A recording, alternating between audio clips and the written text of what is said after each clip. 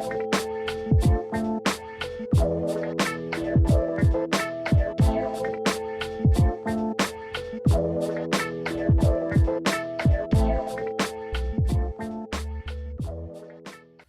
and welcome to the Commander Theory podcast. I'm Nick Beatman and I'm here with my friend Zach Mack. Hello, theorists. Today we have a very special guest with us. It is friend of the show, Charlotte Sable. Hello. Good to be back. We are so happy to have you back on, and we have a very special topic today. We're going to be talking all about finding the unknown players. Essentially, regular listeners of the show know that we often reference EHRec to learn more about the format and help calibrate our predictions during our set reviews.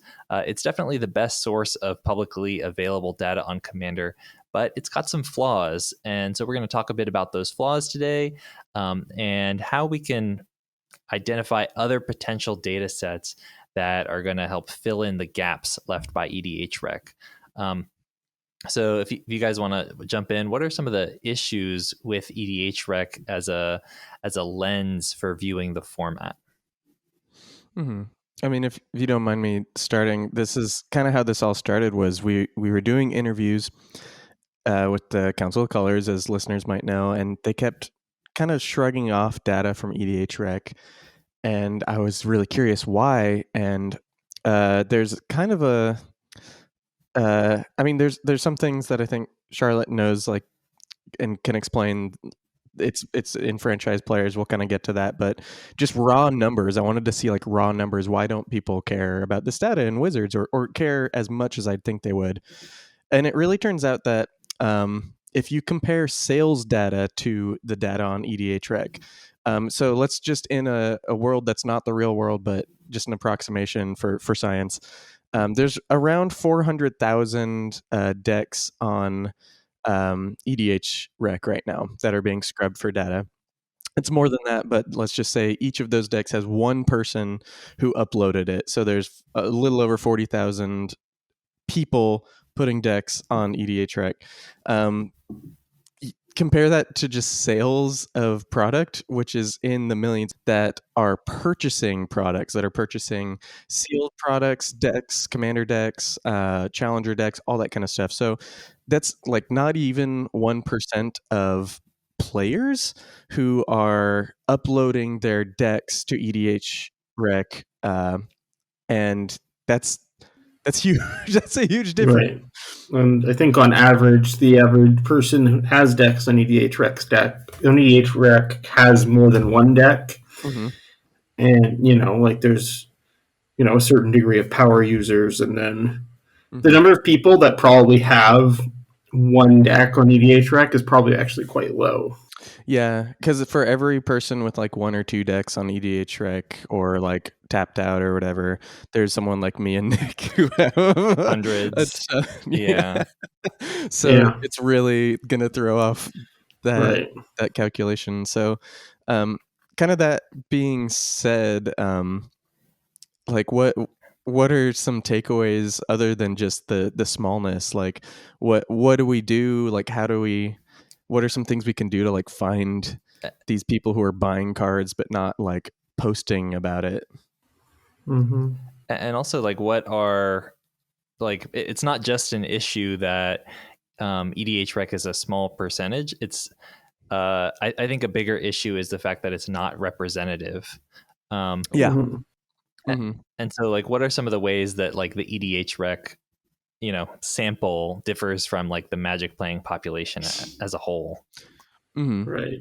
I mean, I think honestly the very act of putting a deck list online puts you already probably in the top 2 or 3% of EDH players. Like, I know people that have dozens of decks and whatever, but 99% of them don't put their decks online, right? Like, it takes a certain amount of invested online person to do that. And, even people who, take wizard surveys and whatever are going to be not necessarily the kind of person that like you're basically, if you look at EDHRec or any decklist site, you're basically skimming the top percent of what's already the top percent of engaged players, right? So Yeah, at exactly. least in my opinion, right? Not necessarily the most competitive players, but it is certainly, you're all like, the thing is, I mean, I bet you 90%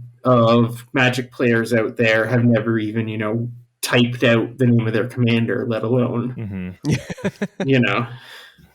I mean, I think about this a lot. I think when you're on Magic Twitter or you're on forums or Reddit, you forget sometimes that that bubble of like passionate Magic players isn't everyone. You forget that your play group of people who like really care about the game, who maybe pre-pandemic you'd meet up once a week and that was like what you would do to like relax, like aren't every Magic player.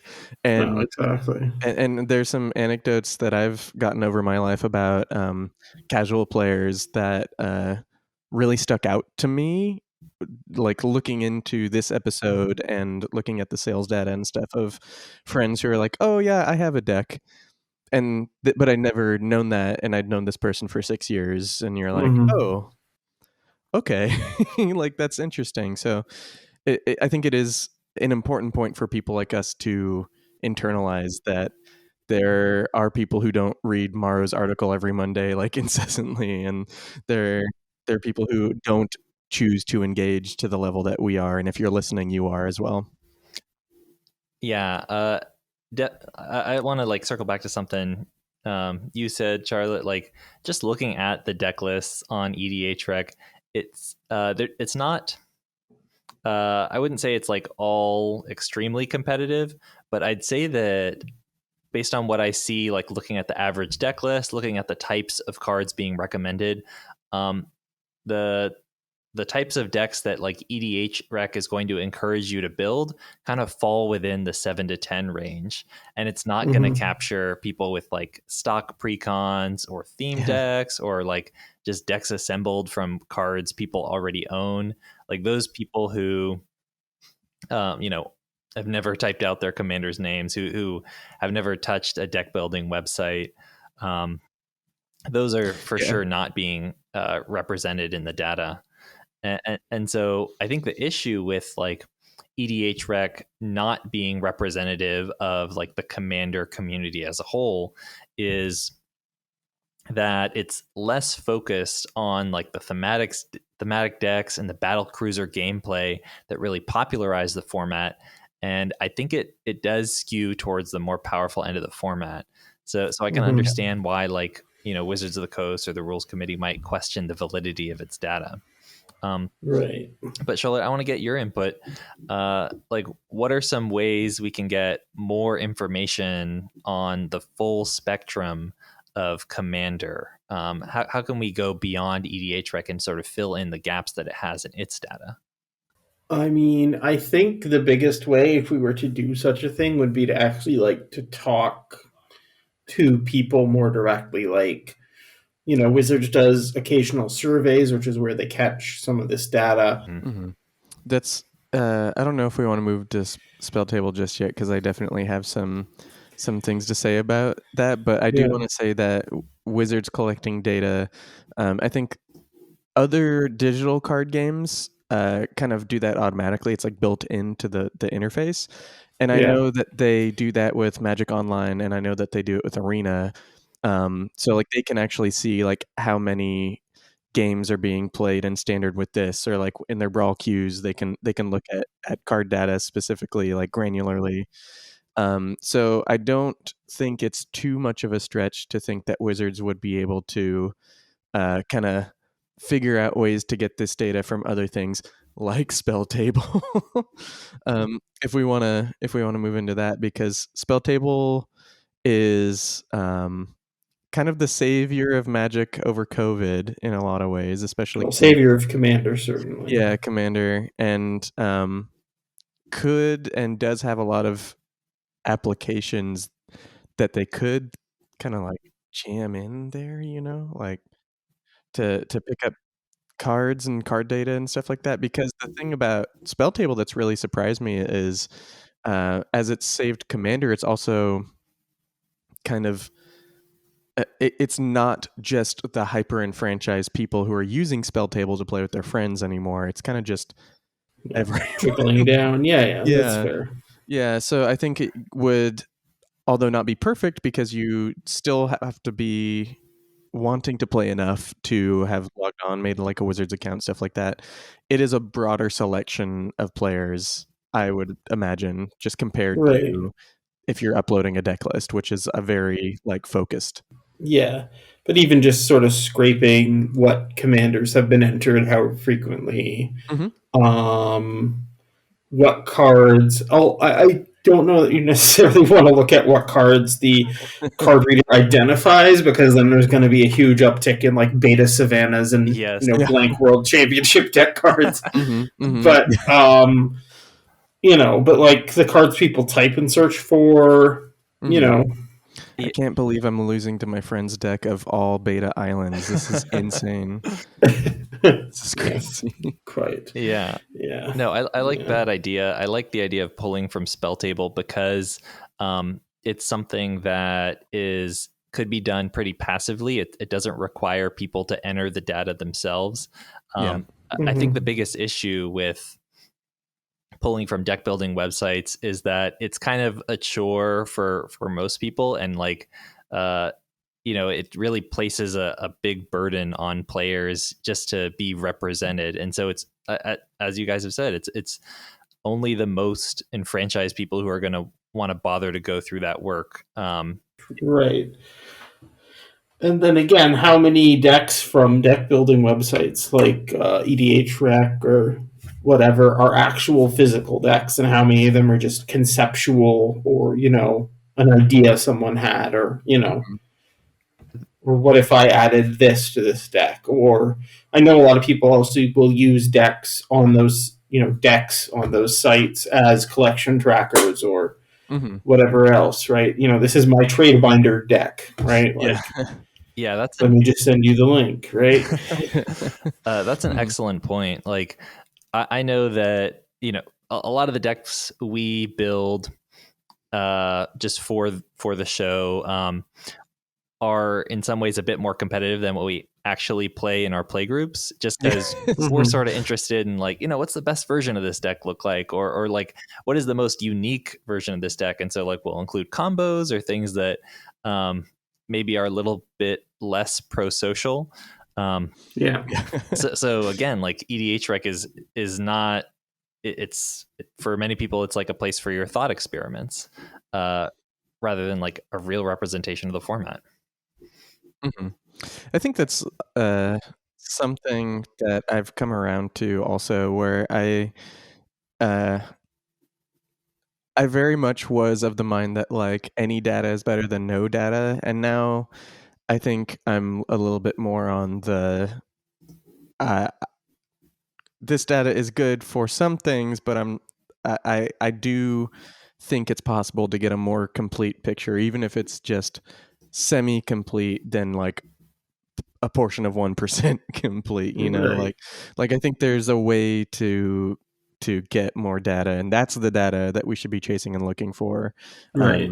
It's just, I think, as we're gonna talk about here, like there's some solutions that kind of just ask a lot of people. Like there's something that I've seen online of like getting like the CAG members to run surveys, but that's asking a lot of you all, There's also, a money and time component, and it's like, we're busy people. Right? Exactly. It's like you have lives and stuff. So I understand, like in theory, you all could do that, but I think reasonability like is also a question when it comes to stuff like that. Like, what is actually a reasonable way to collect the data? And I think making it as easy as possible, like Nick was saying, with like the passive things, the spell table, or like you said, like scraping the data of like what commanders are input, like even something as simple as that will yield better results than expecting people to do that for us. Yeah, exactly. So that kind of said, there's other places that people play. Like Spell Table has been the kind of like premier like webcam way to play for like physical cards, but there are other engines. There's other systems. What should we even what do we Yeah, call them? sure. Like simulators, Platforms. There you go. Yeah, so in addition to like these official Wizards platforms in Spell Table and Magic Online, there also are some popular unofficial Magic platforms, Cockatrice being probably the best example. So Cockatrice is an open source cross-platform virtual tabletop for card games, primarily used for Magic. And one thing that's like really interesting about it, so in the course of playing, like you are loading your deck list, and so I think it could be reasonable to scrape that information and potentially provide that as a resource for the community. But one thing that's really interesting about like Cockatrice data is, as opposed to Magic the Gathering Online or even Spell Table, is that there's no barrier between players and cards. Like when you're building a deck on Cockatrice, it's not your Cockatrice collection, it's just every card in Magic. Right. It's price agnostic, basically. Yeah. And so I'm curious, like, how do you both think that Commander, like what Commander would look like when there's no prices involved? Exactly. Like, how is that going to affect this data? Well, again, in the same vein, I think looking at like Magic Online for that data as well, because a lot of cards that are ridiculously expensive or very scarce in paper are quite cheap on Magic Online. True. And then, of course, Cockatrice has no costs at all. I still think that Cockatrice maybe hits a slightly broader swath of the community than something like just the deck building sites, and but at the same time, I still feel you are still hitting only that high percentage of people that are willing to take the time to actually input their deck and whatnot. I don't know. I think it's interesting. I think it's certainly going to show that there are quite a number of expensive cards that people would like to play with, if not for the price, right? Mm-hmm. Yeah, definitely. Like, who among us wouldn't want to put, Gaia's Cradle or, Mishra's Workshop or whatever in a deck, right? Like, yeah, in every green or artifact deck or whatever, like. Yeah, exactly. Or even just having like perfect mana in all your decks, being able to put duels and shocks everywhere. Yeah, exactly. And, the whole thing. Exactly. It'll tell you that much, but at the same time, I think actually, honestly, if you could apply that to the broader community, I think you'd still see that not everyone is playing those super expensive cards. A lot of people would still be playing the fun cards. Like, not everyone would be playing, Mana Crypt or, Mm-hmm. Yeah, like Jeweled Lotus, Force of Will, or Mana Drain or whatever, right? Yeah, exactly. Like these cards exist, but you're not just shoving them in every deck that you can because exactly. Because then you don't get to play the other card that's more flavorful. Exactly, because at some point it's like okay, well, if I put all the staples in my deck, then I have no room for a deck, right? Yeah, exactly. And it's like I have a commander and maybe 5 cards that express its theme, and then I just have the best cards in these colors, right? Especially if you're getting into like 3+ filler decks, right? So, Charlotte, one thing I want to ask you about is, as a member of the CAG, as someone who has a bit more of a closer relationship with Wizards, do you all have more opportunities to see some of the proprietary data that they're collecting through Magic Online or through Spell Table?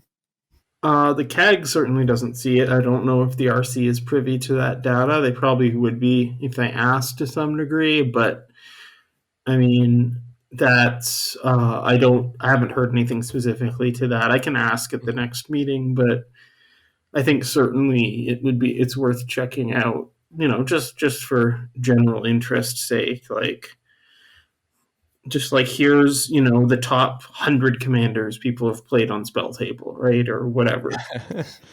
Mm-hmm. Yeah. It seems like, what were you saying, Nick? Oh, just that, it'd be really fascinating to see, like, how data from other sources matches up with EDHRec, because I spend so much time on EDHRec. We talk about it so much. Like, that's sort of how my understanding of the format has crystallized, and so I'd love to be able to sort of challenge those assumptions with more valid data. I mean, I don't think it's going to be wrong per se. It's probably skewed in some direction, but I think the generalities of it are probably mostly correct. But it's hard to say, honestly. And like, again, I mean, on a broader sense, who knows? Obviously any individual play group or store or whatever is going to have a different sort of assortment of decks and players. But yeah, on a larger scale, it'd be interesting to see, certainly. Yeah, that's something that I think is interesting in Sheldon's State of Commander article kind of touched on this, is I think obviously like the CAG is here now and you're all helping them out, but the fact that he had blurbs from other people within the community, I thought was a really interesting thing to include on the State of Commander like update, because I think that really does show like not only are they looking to you all on the CAG, but they are probably like working with other people in a way that they didn't necessarily make it clear beforehand, so I thought that was actually an interesting point. I can put that in the show description if people want to read that article. Yeah, it was a very interesting read, certainly. Charlotte, I wanted to ask you something, like, as a representative of the judge community, how do you or rather, how do you see like the future of judging? Because like Spell Table, doesn't really have like a rule system built in, and a lot of people, the way people are playing Magic is further away from judges. Like they're not going to stores as often. They're not going to large conventions where judges are always handy. Since the pandemic started, what is the role of judges been, and how are we going to transition as vaccines become more widely available? Again, we'll have to see what the new post COVID Magic scene looks like, certainly. I mean, obviously judges will still be there when events start running, and we'll be doing the same stuff we did before. I certainly imagine, just in general, the judge community is going to have a fair amount of loss in general, just people that have moved on to other things during the pandemic and whatnot. But as for a judge's role at the moment, certainly our roles are falling more back into being a community person, someone people can reach out to online and ask questions and the like. That's both my personal experience and what I hear from a lot of people. I get questions from people on various Discords and my friends lists and whatever saying, hey, we're playing a game and this happened. Is that right? And I'm like, yep. Or no, or it's complicated. But yeah, so again, I don't know. I think honestly, like judging, like Magic is definitely changed. Magic isn't going to be the same as it was beforehand. Like a certain percentage of Magic more now is going to stay online, even with paper cards, even with, just more events being run through Arena and what have you. Or even like I know that there have been some tournaments even run through Spell Table or other video sources, for like Modern or whatever, right? Like you just play over video and you have a judge spectate or whatever, and like that works at a smaller scale. But I mean, certainly digital judging is going to become more of a thing. There's already initiatives in that respect. It's certainly a different paradigm and a different sort of skill set, but at the same time, I mean, people are still anxious to get back to judging, and at the core of things, judges are people who want to help their communities, and that hasn't changed, right? So we're going to find the ways to be involved in our communities that we can be when this is all said and done. Well, that's great. And we really appreciate you, being a rules resource. I've definitely made use of your talents on numerous occasions. Yeah. Yeah, but it's I can't wait for things to get back toward a more normal situation, because it's always a little, intimidating to message someone out of the blue to ask for a rules question. Whereas, like, if you're at an event, there's a judge there. Yeah. It's, you know, Judge. yeah, exactly. Like that's a Yeah, more they're there normal and they're role. being paid to be there for the most part. Exactly. So. You're not interrupting someone's dinner when you're Yeah, exactly. yeah. Well, again, generally, like I always say, message me if I don't respond immediately, then I'm busy or whatever. But like if I'm answering you, you're not interrupting me, right? Like That's true. Can I ask a question to both of you? Like, do you think that we're gonna get events to the same scale that we did before? Like, not even like, let's say it's like 2 years from now, people aren't as worried about COVID, or like vaccines are widely distributed and we can have big events. Do you think that they'll fire off the same? Like, do you think we're gonna have like Command Fests and Magic Fests to the same scale as we used to? I mean, not at first. I think things will ramp up again. Mm-hmm. And I think probably like there'll be either I can see a couple of different options. I can see things being a little more regional. Mm. Like you have, say, maybe more smaller sort of events, more in the like, say, like a Magic Fest with a main event. Say like a hall for 1,000 people as opposed to a hall for 3,000 people or whatever, Mm-hmm. right? A 300-person main event, a 300, a 400-person command zone, whatever, right? Like Yeah. it's still a lot of people, but it's not on the scale of GP Vegas or what have you, Yeah, right? all the old ones that used to fire off. Yeah, I think we're not going to see massive events again for a while, but I think again, I think it'll have to ramp up, and we'll have to see what the new normal is, because again, it's going to take a while for people to get vaccinated, for you know, travel infrastructure to get back up and running, and just live events infrastructure. I mean, Yeah. ideally, those people want to work again, and it'll still be there. But it's still, like who knows what new regulations there'll be for large events. Like right now, people are still in just survival mode. I'm sure there's probably going to be changes to assembly laws and that sort of stuff, right? Like more of a like a reduced capacity sort of thing. I think more people will be like, well, I think there's certainly a good percentage of people that will just continue wearing masks in high density situations, right? So I think you're more likely to see someone in a mask at a command fest sort of thing, right? Like especially since people have them now. So Yeah, and of course, there's going to be folks who may not be able to get the vaccine for whatever reason, for medical reasons.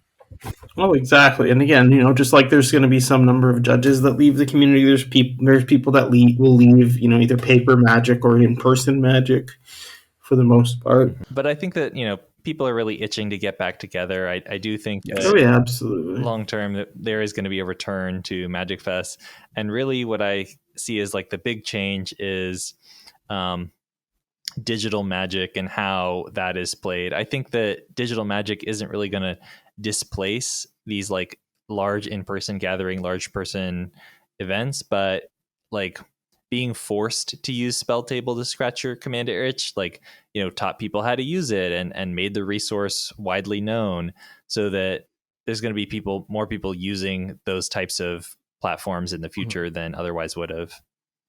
That's actually, I think, one of the coolest things about the commander happenings throughout the pandemic, is it actually like showed people how global the commander community is, because you can log on to a command fest and you're playing with someone from Brazil or someone from Italy, or like it was actually really cool to be able to like interface with people who maybe couldn't just physically, because of money or distance or job, gone to one of these large events in person, and all of a sudden you're here, you're all in your living rooms, and you can actually have a conversation. Yeah, You can play a exactly. game and actually see like, oh, okay, like this person from Spain is telling me all about like their day as like they're destroying me with their Mardu deck. Like this is actually pretty cool. Yeah, no, exactly. Yeah, I don't know. I mean, it's interesting. I certainly think there's something to be said for the convenience of it. Like, to be able to, like, I'm on enough different servers with people looking for games that I can probably find a game within like 20 minutes most days. At whatever time. And if that's nice, since, like normally, when my local game shop is open, it's open, from like 1 p.m. to 9 p.m. And like, if I want to play Commander outside those hours, then tough luck. And even if I'm there wanting to play Commander, there's not always, 3 other people there wanting to play Commander, sort of thing. Right? So, I mean, I certainly think, at least for me personally, assuming the volume of spell table players remains, reasonable, I mean, I certainly will be playing still probably more spell table Commander than in-person Commander because, I'll maybe go to my LGS 1 or 2 days a week, but I'll still be playing, on spell table, another 2 or 3 days a week probably or more. No, I think that is crazy. It's just the convenience of it is exactly like, and also just the ability of like, if I'm going to my LGS to play Commander, it's like an all-day affair, right? I'm going probably close to when they open or as soon as I can get there, staying until they close, get in like 3, 4, 5 games, maybe not like nothing against people at my LGS, but maybe not necessarily play against, styles of decks that I particularly enjoy, but, whatever. Whereas this, it's like I can play one game. If I don't like the people I'm playing with, I can, hop out, either find a different game or stop playing or whatever, right? Like, I don't know. It's interesting, certainly. Yeah. So, I mean, that kind of, like, talking about all this, like, digital versus in-person, it kind of brings me back to thinking about, like, there's still, like, the community, the content creators, the people who interact with them, like the engaged players, like they're still the people who are going to be like going to these command fests. They're the people who signed up for the online ones and all that kind of stuff. Do you think like it would be reasonable for, I know they kind of already do it now, but do you think it would be reasonable for Wizards to put more effort or more like token cards with like, oh, fill this out, or like if you fill this out you get a free thing or something that would like incentivize players who might not go to a command fest to participate and like submit data? Yeah, I could certainly see that.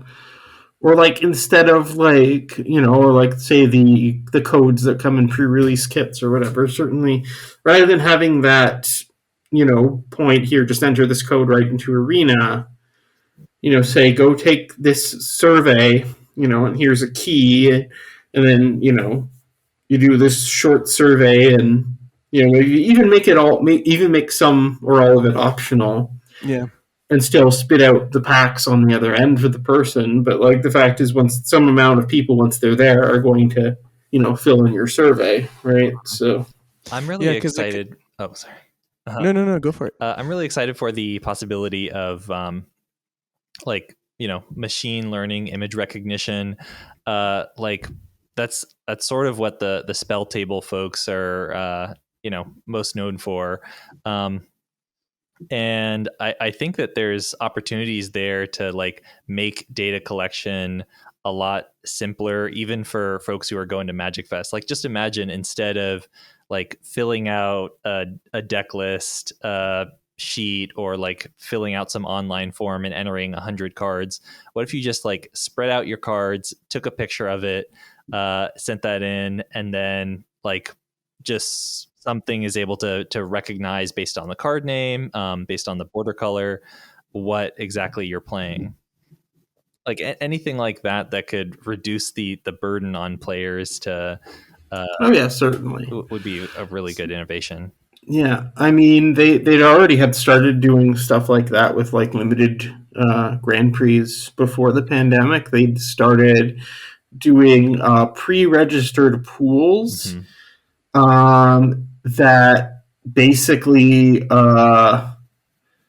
it's basically that they had people basically open packs, lay them out, take a picture, make sure it was legible, assign a code, based on the timestamp to the pool, make a sticker, stick it on the sheet, and go from that. And so if you're deck checking, you pull up that image and there you go, right? For the pool anyway. And then you're only registering a 40 card deck, which is a much simpler affair, sort of thing, right? And I mean, they have been, doing the things with the machine readable text at the bottom of cards for a while now, right? Yeah. Since M15. So certainly there's probably things that could be done with that if they had a centralized card reader app or something. I think that's one of the things that's always blown my mind is that for as long as I've played Magic, like Wizards hasn't utilized that technology. Like if I want to like scan a card or look up a card or something like that, it's usually a third party platform on my phone or computer or something that is doing that. And even when Gatherer was kind of the main way to look up cards, like a decade ago or something, it's still kind of only barely scratched that itch in some ways. Like it was able to tell me like about the card, but that was all it could do. Like the fact that I couldn't interface with it, I thought was very interesting. Or the fact that like Wizards wasn't using their database of cards and like investing in this technology was interesting because that's a lot of data for them that I figured they would want. And now that we're like discussing this topic, it seems like a Wizards app that you put on your phone that can scan cards or give you rulings on cards or like track your collection. That just seems, even if they charge like $5 a month for it, that seems like something that would like help them, like be able to look up a lot of this data and see what people are playing. And obviously it would be better if it was free, but but it's just it's really interesting to me that they haven't capitalized on that, I guess.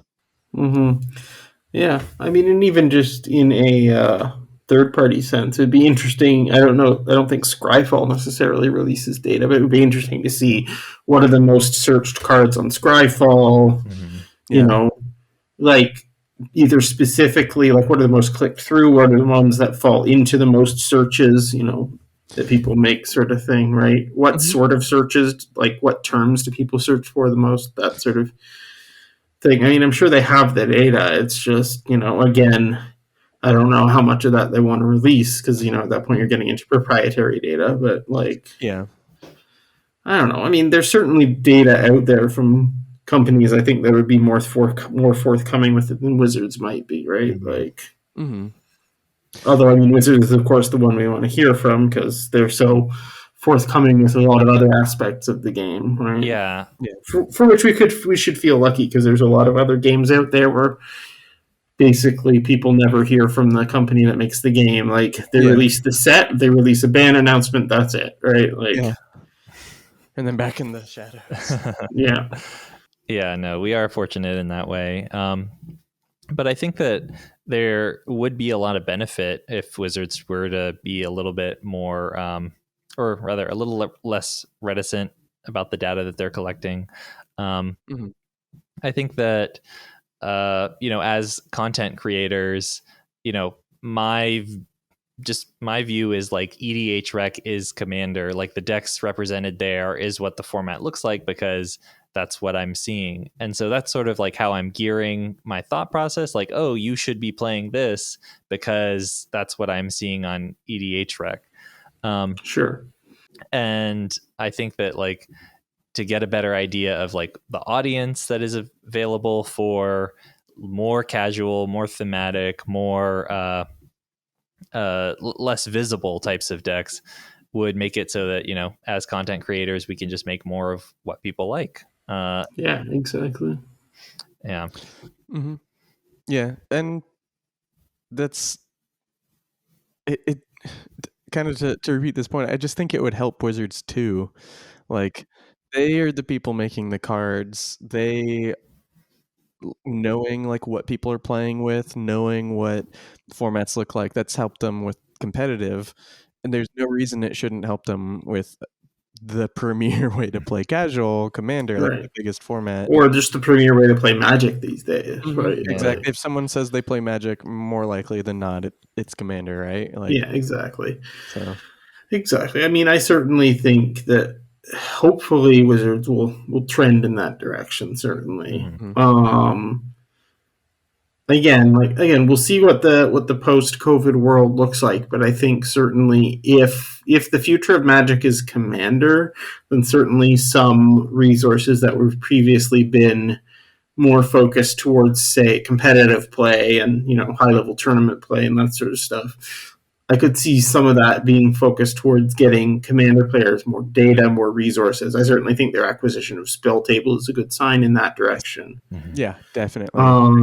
So fingers crossed that, there's more things to help this side of the community, because nothing against competitive players, 60 card players, 60 card formats are how I started playing Magic, and they're fun and fine, and it's a perfectly valid and good way to play Magic. But Commander has eclipsed that for the most part, and Wizards hasn't really given much to this side of the community beyond a few pre-constructed decks and whatnot.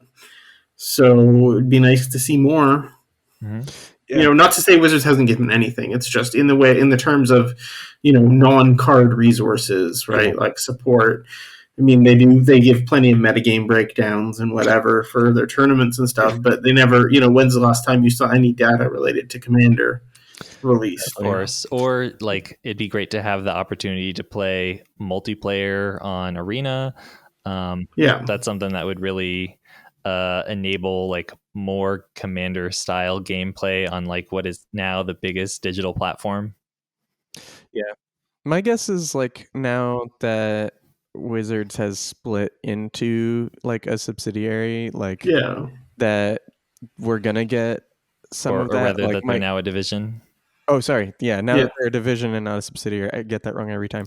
They are probably going to get more resources to do stuff like that, and I really do hope that they're at least thinking about or trying to start developing a platform that maybe, I know Arena couldn't handle it, but something that you log on to play the multiplayer format. It has a chat function or something like that. Exactly. Something more conducive to multiplayer play, because right now I just don't think they're even looking at that for Arena, just because Arena doesn't have a chat function. They sell emotes. That's one of the things that can incentivize you to buy the mastery pass and stuff, is that you can get this emote and it's a little hedron guy blowing a kiss at you, and you're that's how you're selling me. This is the way interacting with my opponent. Yeah, Commander does not work without communication. Yeah, you're why did player 3 blow me a kiss with the little hedron man? What does it mean? What does it mean? What's going on? Yeah, no, it just isn't gonna work the same. So I really do hope in the future we see that kind of platform. But I don't. Yeah, and I certainly understand why they don't want a full chat on a competitive 1v1 format. Oh certainly. Yeah, anyone who has played any video game, with a chat function probably. Understands. But in multiplayer, communication is such a huge part of multiplayer Magic. Be it politics or just in general, hey, you maybe want to blow that up instead of this sort of thing. Yeah. Well, also I think that one benefit of having chat is just you sort of allow more moderation for players who would abuse it. Right now you just have to deal with the annoyance of somebody saying good game, yes, good game, exactly. But if you kind of open it up so that the players who are going to be antisocial can do so, then you sort of allow the trash to take itself out, because you can just report them and now their account is banned, as opposed to just annoying every single person they play against with emote spam. And I think that that's something that a multiplayer client would help with too, is that if there's one person who's kind of taking a dump on the game and 3 people who are trying to have a good time, 3 reports on the one person is going to look a lot stronger than that's just like fair. you in a 1v1, or like you could, the table could be like, hey man, calm down, no gamer language at the table, like Yeah. let's be civil about this, as opposed to a 1v1 chat format where you could get into some Yeah, certainly. bad stuff. So I think there is a self-regulating aspect to multiplayer chat that there is not in in a 1v1 competitive, like you mentioned, Charlotte. Although there's certainly opportunities for gang ups, which isn't good. Yes, that is also true. That the converse is also true. But I would hope that Commander players are in general there to have a good time, and not to poo on one person. Yeah, in 1v1, like somebody can convince themselves that like every single person they've been paired with is a butthole. But if they're in like a 4-person game and the other 3 players are all providing them the same kind of feedback, they may start to question, am I the butthole? Right. Yeah, hopefully. Yeah. Yeah, it goes from 50% to 75%. Yep. So, I mean, we've covered a lot of topics and things and areas of Magic that I think are really interesting. But is there anything else that either of you would want to mention, whether it's about like the future of Magic, or like how to find these players, or like is it worth it to find these players? Like, how much effort do you think we should be putting in to like identify the community at large, especially for the people who like don't want, or maybe it's not so much they don't want to be found, but it's just hard to find them. They're not making it easy.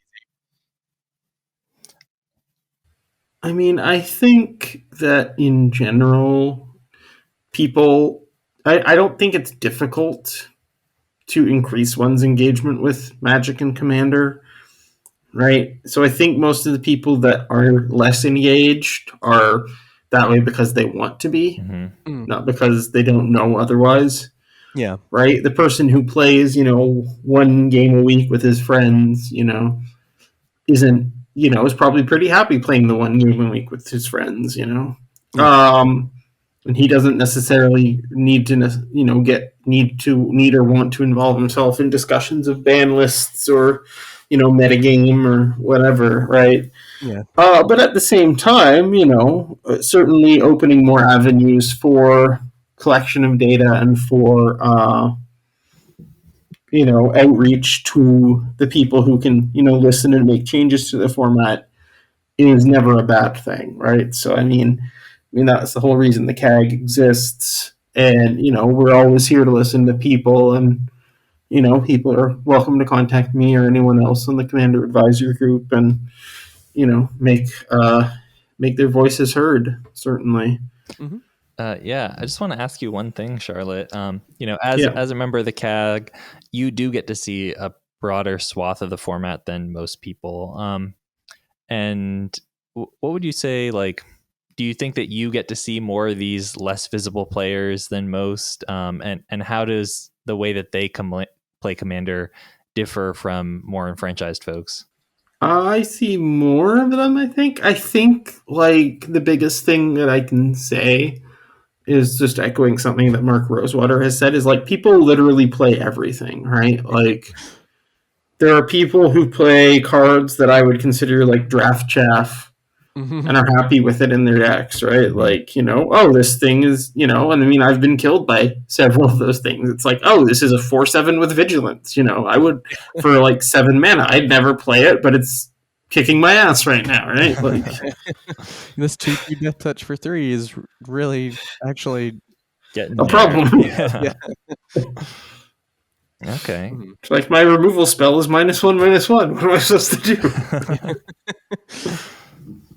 Yeah, I don't know. I mean, I think in general, like, you know, I mean, Commander is vast and deep, and, you know, EDHRec represents, you know, the upper levels, but I mean, there's a whole, you know, deep ocean of it that we're not necessarily seeing, but the people down there are usually happy to be down there. And, you know, we shouldn't, like, I think it's fine to sort of look at EDHRec and sites like that and, you know, take that as a general representation of the format, just as long as we don't take it as being perfectly descriptive or prescriptive on what the format is, and you know, like, not saying, you know, everyone plays Commander this way, because it's not the case, right?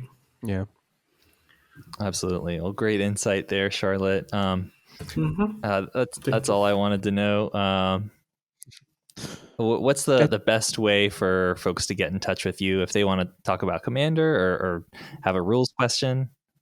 Yeah, best way to get in touch with me would be on Twitter. I'm Jackal Girl there, JQL Girl. I also can be found on the Commander Theory Discord, as well as other Discords. Plug. I also write every other week now for commandersherald.com. Your articles have been just so good so far. I'm thanks, like loving it every time. Yeah. Thanks. That was the best way to find me, and yeah, please get in touch. Happy to listen about anything, and always happy to, you know, hear and talk and share. Okay. It's all good times.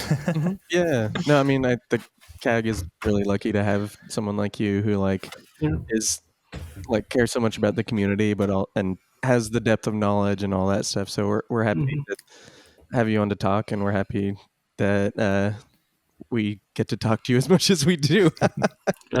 It's always fun to have you on. So yeah, it's been a pleasure, Charlotte. Thank you so much for coming back on the show. And it's been exciting to see your new article series, and definitely we encourage our listeners to go and check them out. Yeah, thanks. So, all right, I guess goodbye for now. Yeah, thank you for listening. Bye. If any of you theorists want to get in touch with us, I am at Commander Theory on Twitter and Tumblr, and Zach is at Fat Bartleby on Twitter. Our theme song is Lincoln Continental by Entropy, and you can check them out on SoundCloud. Until next time, we're going back to the drawing board.